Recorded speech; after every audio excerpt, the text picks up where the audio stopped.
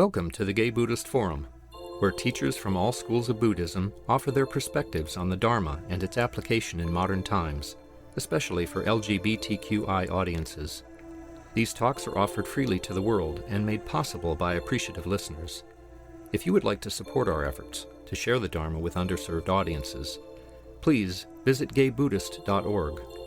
There you can donate, find a list of upcoming speakers, or enjoy many hundreds of these recorded talks dating back to 1996. Okay, and just so you'll know, we have brought here, typically our altar is plain in the sense that the only iconography it has in it really is our mandala, which is called a gohonzon. And the gohonzon says in the middle, it's writing, and it says down the middle, Nam Myoho Renge Kyo. Myoho Renge Kyo is the title of the Lotus Sutra, and it also means the deepest mystic law of life. So when we chant to the mandala, the gohonzon, and we do not have any other iconography in our homes unless we've got a Buddha in the yard or something, but we don't chant to a Buddha, we don't chant to a person, we chant to the law. And the gohonzon is really a representation. We believe it's a representation of our Buddha nature. It's a representation of our life. It's like a mirror. And so we're chanting essentially to our greater selves when we're chanting in front of the gohonzon. So with that, unless you had anything else to add? No, that's great.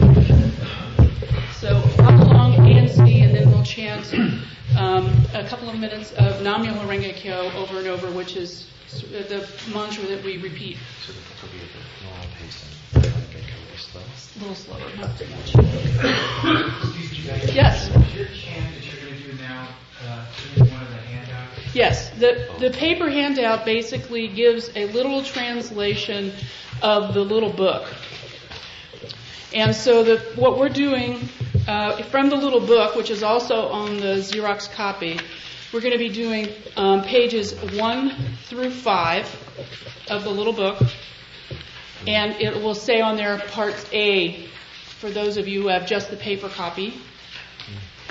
And then we'll jump to page 27, about a quarter of the way down the page.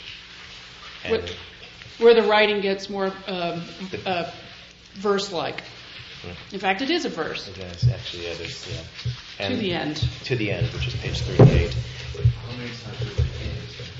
Oh, we're just going to do it once, except on page 4 and 5, where it indents further near the end. Those last 6 lines, we'll repeat those last 6 lines 3 times. And it'll be rather rapid, but then the Nam Myoho Renge Kyo part will go more slowly, so if you care to join in, you can.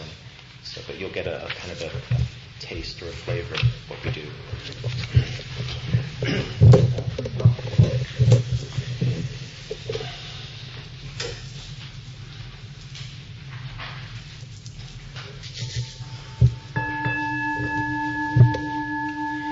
Nam Myoho Renge Kyo, Nam Myoho Renge Kyo, Nam Myoho Renge Kyo.